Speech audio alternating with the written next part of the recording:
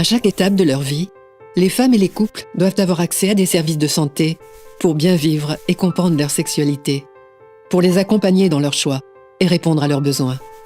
C'est ce qu'on appelle le continuum de soins en santé sexuelle et reproductive. Dès l'adolescence, les jeunes doivent être informés sur leurs droits, les méthodes de contraception, les maladies sexuellement transmissibles et les services de santé disponibles. Ils doivent pouvoir être libres de choisir leur partenaire, de se marier ou non, et d'avoir ou non des enfants.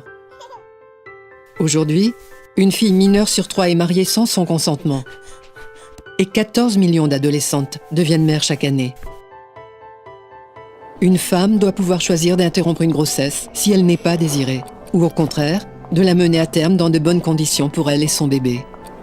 Mais 225 millions de femmes n'ont pas accès aux méthodes de contraception efficaces.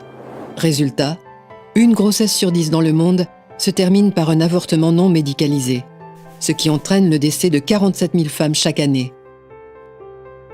Un continuum de soins efficace doit favoriser le droit et l'accès équitable à des services de santé de qualité.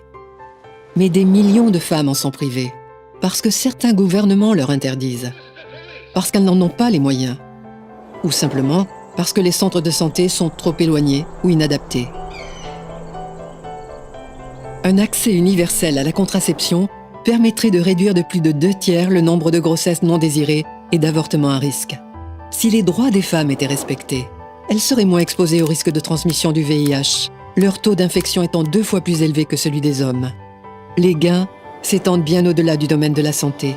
Les femmes et les adolescentes émancipées et à même d'exercer leurs droits et d'agir sur leur vie ont plus de chances de poursuivre leurs études, de mener une carrière professionnelle et de participer à la vie publique, mais aussi d'investir dans la santé et l'éducation de leurs propres filles, ce qui contribue à diminuer les inégalités de genre. Depuis 30 ans, Médecins du Monde fait de la santé des femmes une priorité d'action. Nous militons pour que les gouvernements garantissent aux femmes l'accès à des soins de qualité, répondant à leurs besoins tout au long de leur vie, et qu'ils respectent les droits sexuels et reproductifs pour toutes et tous.